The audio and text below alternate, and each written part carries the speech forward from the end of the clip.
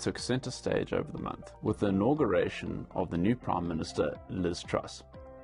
As part of her inauguration, she released fiscal stimulus plans and had energy price caps announced, given the fact that inflationary pressures have eroded the real purchasing power of UK citizens. Unfortunately, this had adverse consequences in terms of strict pound depreciation, as well as the fact that it led to a sharp repricing of gilts over the month, because contrary to the intended purpose, it actually keeps inflation entrenched into the system for longer than one would anticipate, and actually creates even second round inflation effects for the consumer. Unsurprisingly, we also saw the Bank of England intervene in the bond market to try to suppress the sharp repricing in gilts that we saw over the month to create some sort of financial stability. Shortly thereafter, in terms of the tax cuts announcements, we saw that these tax cuts have been rescinded to restore confidence back into the UK economy. So really, we believe that the only real way to keep inflation at more sustainable levels is to allow a period of either supply side reform to take place through energy reform in particular, or to allow the demand side of the economy to cool to keep inflation at more sustainable levels to bring down demand pull inflation.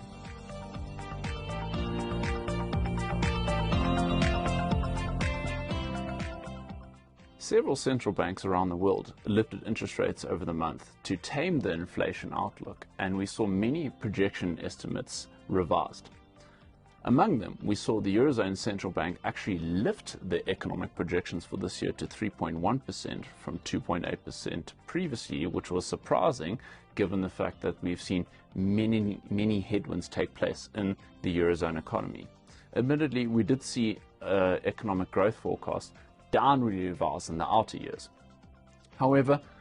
first and foremost, we believe that many investors' focus is around the US Federal Reserve in terms of their monetary policy outlook to tame global inflation, given that the world's largest central bank really sets the global cost of capital there. We also believe that the resultant impact of those sorts of policies will determine the growth trajectory and company earnings trajectory from here, as well as asset market directionality. What we saw in their latest projection release was economic growth forecasts were downwardly revised this year to just 0.2% from 1.7% previously, and we saw personal consumption expenditure inflation forecasts lifted yet again,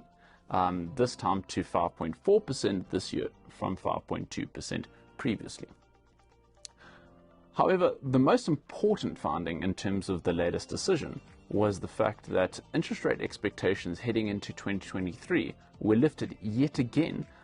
from Federal Open Market Committee members, despite the fact that federal fund futures markets are pricing interest rate cuts next year amid concerns over economic projections transitioning to a below-trend state.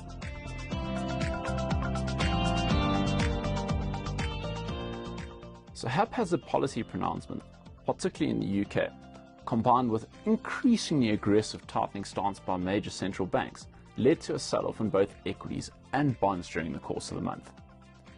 The real safe haven continues to be the US dollar, given the fact that this benefits from tightening global financial conditions and risk-off events. It offers a place of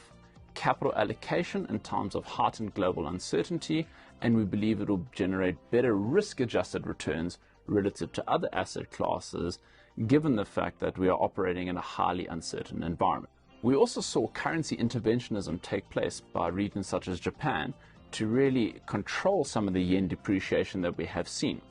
However, given the fundamentals in terms of monetary policy divergence, that the Bank of Japan is on a more accommodative monetary policy path compared to the rest of the world, we believe that any such interventionism will be temporary in nature and is unlikely to change the trajectory unless we have policy changes from other major central banks around the world.